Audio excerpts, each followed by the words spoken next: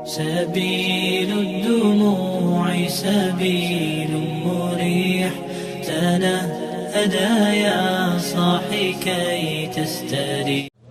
Di antara kisah yang berhubungan dengan kesolehan orang yang patuh kepada Allah dan kenikmatan hidup dia, kisah seorang anak muda di Mekah. Dari sekian ribu kisah, mungkin buku jutaan kisah orang soleh, di antaranya kisah anak muda ini yang sempat membuat hati saya merasa menambah keimanan. Orang ini keluar dari masjid habis sholat duhur di Masjid Haram Mekah. Kemudian dia menemukan sebuah kantong. Kantong ini berwarna biru, beludru, ya. Biru yang terang, yang bagus gitu. Kemudian dia buka kantong tersebut dan dia temukan di dalamnya ada permata zamrud. Termasuk permata yang mahal. Di dunia ini pun sampai sekarang di masa kita juga dikenal dengan permata yang mahal. Di dalam Islam, Bapak Ibu sekalian, kita kalau menemukan benda yang jatuh, namanya luqatah dalam bahasa Arabnya.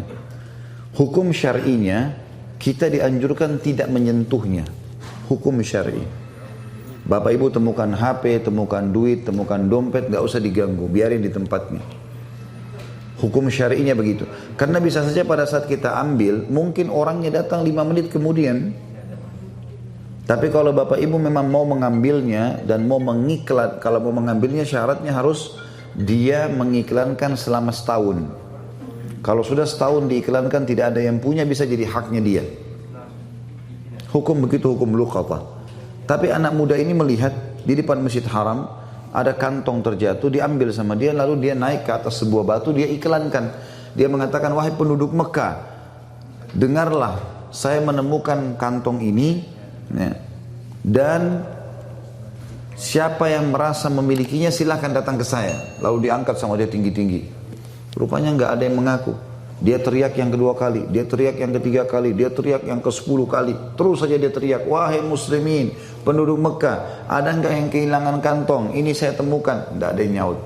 Akhirnya dia bilang, karena di situ juga ada banyak pedagang-pedagang, maka dia bilang, wahai penduduk Mekah, kalau seandainya ada yang merasa barang ini milik dia, kalian sudah tahu rumah saya. Kebetulan orang-orang Mekah tahu rumah dia, karena dia penduduk Mekah. Maka tunjukkan rumah saya. Dengan hikmah Allah, baru saja anak muda ini pulang ke rumahnya, ada satu orang tua lewat di situ, sudah berjenggot putih, naik ke batu yang sama, cukup tinggi, lalu dia teriak, wahai penduduk Mekah, apakah ada di antara kalian yang melihat kantong saya yang jatuh? Sekali dia bicara, orang masih belum terlalu dengar, karena waktu itu tidak ada pengeras suara kayak kita sekarang. 2 kali, 3 kali, ada satu pengusaha di situ, ada pedagang yang datang mengatakan, wahai kakek tua, tadi sebelum anda naik ke atas batu ini, ada orang yang, anak muda yang menemukan kantong, mungkin itu yang anda cari. Rumahnya di sana, ditunjukin. Ringkas cerita, kakek ini pun pergi ke sana, dan kakek ini waktu mengiklankan, siapa yang menemukan kantong saya akan kasih sekian dinar. Ya. Kalau tidak salah itu 50 atau sekian banyak dinar, ya. Jumlahnya cukup besar. Maka pada saat itu Bapak Ibu sekalian, dia pun datang, si kakek ini datang ke rumah si anak muda tadi. Setelah salam, dia datang ke sana, kemudian dia menawarkan menanyakan apakah memang kau temukan kantong. Dia bilang iya. Baik. Kemudian anak muda ini mulai menanyakan apa ciri-cirinya. Disebutkanlah cirinya semua seperti ini, seperti ini, seperti ini. Ini juga sifat orang muslim, ya, orang mukmin. Dia tidak boleh juga begitu orang mengaku main kasih saja. Perlu ditanya sama dia, dipastikan supaya jangan ada kesalahpahaman. Setelah dia pastikan semua memang betul punya kakek ini, maka dia pun memberikan. Dia pun memberikan kepada anak kakek tadi. Si kakek ini juga mengeluarkan uangnya tadi yang dia mau kasih, karena dia sudah janji mau kasih. Anak muda ini tolak, enggak, saya enggak mau. Saya tidak pernah mengembalikan dengan niat dibayar. Lalu orang tua itu mengatakan, tapi saya sudah niat. Dia bilang enggak bisa, saya tidak mau. Terus saja si kakek tua ini mendesak anak muda untuk terima balasan. Dia bilang dia tidak mau. Sampai akhirnya si kakek tua ini sudah putus asa, dia nggak bisa berikan, dia pulang. Ringkas cerita Bapak Ibu sekalian, 3 bulan setelah itu, setelah kejadian ini, si anak muda ini merasa kehilangan atau kekurangan dari sisi pendapatan. Maka dia dalam hatinya tersirat, dia mau keluar dari Mekah cari pekerjaan di luar Mekah, karena Mekah waktu itu belum zaman seperti kita sekarang. Dia bilang saya mau cari rezeki, mau cari modal, nanti saya kembali lagi ke Mekah. Dia menuju ke Jeddah, ya, yang sampai memang dari zaman dulu sudah pelabuhan di sana. Dia naik kapal, kemudian dengan niat mau pergi ke satu negeri di Afrika sana cari kerja. Di tengah lautan subhanallah kapalnya dihantam oleh ombak, hancurlah kapal itu. Hancurlah kapal itu. Waktu kapal itu hancur Bapak Ibu sekalian, anak muda ini berhasil selamat dengan hikmah Allah. Dia berpegang pada sisa potongan kapal itu, kayunya dia bersandar. Tapi dia pingsan. Dia sadar waktu sudah ada di tepi lautan. Waktu dia tiba di tepi lautan, dia kaget. Ini sudah menjelang subuh waktu itu. Malam menjelang subuh. Dia kaget, dia bangun, dia coba lihat pesisir pantai tersebut. Dia lihat bangunan terdekat ada satu masjid. Tapi tua. Masjid ini sudah tua. Penuh dengan lawak-lawak gitu. Sudah kayak masjid tidak diurus. Dia lihat ya, sarang laba-laba.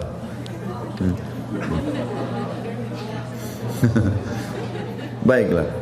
Yang jelas karena sudah tidak dirawat, maka kelihatannya sudah kumuh ya. Dia pun melihat waktu subuh sudah tiba dalam kondisi bajunya basah. Dia baru sadar dari pingsannya, dia bersihin masjid itu semampunya, lalu dia azan di masjid itu. Waktu dia azan, rupanya masyarakat sekitar situ dengar itu kalau ada azan. Maka mereka pada datang. Sholatlah bersama anak muda ini. Azan, sholat sunnah, kemudian iqamah. Disuruhlah anak muda ini jadi imam.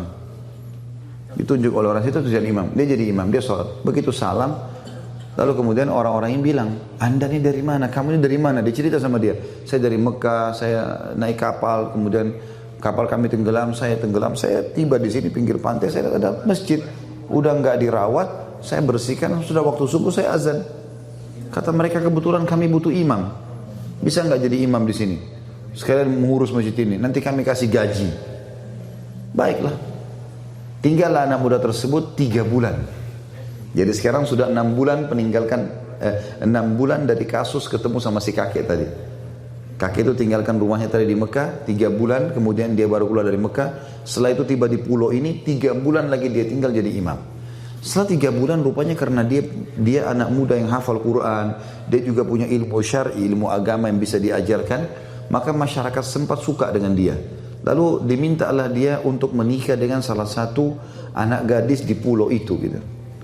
Apakah kami mau kau nikah dengan anak gadis ini? Bersedia? Dia bilang baiklah. Dia mau menikah karena memang dia masih bujang belum menikah. Kemudian pada saat itu Bapak Ibu sekalian didatangkanlah wanita. Seorang anak gadis pakai cadar. Tapi di bagian lehernya wanita itu ada kalung. Dan kalung itu diikat, ada permatanya itu batu zamrud warna biru. Maka si anak muda ini, waktu perempuan tadi datang di depannya, buka cadarnya, matanya tertuju ke batu itu.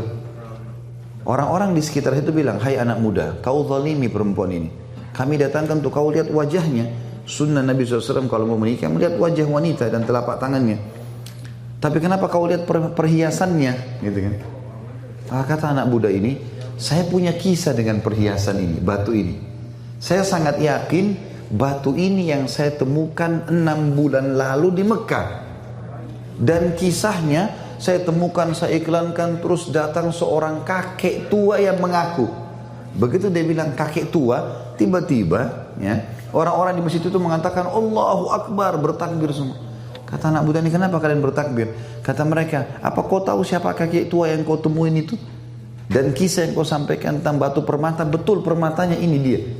Kata anak muda ini, tidak, saya tidak tahu. Kata mereka, itu adalah ayahnya anak perempuan ini. Ayahnya anak perempuan ini. Semenjak dia pulang ke pulau ini, 3 bulan lalu, gitu kan, 6 bulan lalu dia pulang ke pulau ini, dia bilang, dia selalu cerita tentang kamu. Dan dia meninggal sekitar 3 bulan, beberapa hari setelah dia pulang. Dan itulah sebabnya kenapa masjid ini tidak diurus, karena dia dulu imam di sini, nggak ada yang bisa gantiin. Dan dia sebelum meninggal berdoa dan kami dengar dia berkata, ya Allah, jadikanlah anak muda di Mekah itu jodoh anak saya. Itu kisah nyata. Kata anak muda ini, subhanallah, saya menikah dengan istri saya ini, maka permata itu yang tadinya dia kembalikan karena Allah, nggak mau terima balasan, gitu kan? Dia bilang saya kembalikan sekarang menjadi milik saya sama istri saya. Berjalan 6 bulan pernikahan selanjutnya, dengan hikmah Allah ajal istri saya datang, meninggal, maka saya menjadi pewaris tunggalnya permata itu. Dia kembalikan tadi karena Allah, Allah balas dia, permata itu jadi punya dia. Kuasa Allah Subhanahu wa taala. Ada banyak kisah berhubungan dengan seperti ini.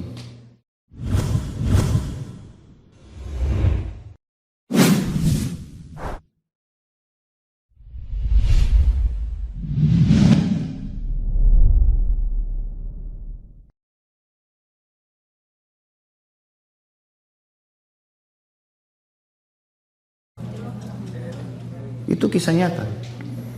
Kata anak muda ini, subhanallah, saya menikah dengan istri saya ini, maka permata itu yang tadinya dia kembalikan karena Allah, nggak mau terima balasan, gitu kan?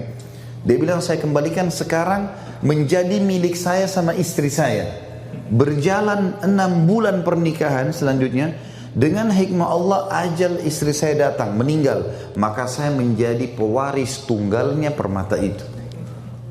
Dia kembalikan tadi karena Allah, Allah balas dia, permata itu jadi punya dia. Kuasa Allah Subhanahu wa taala.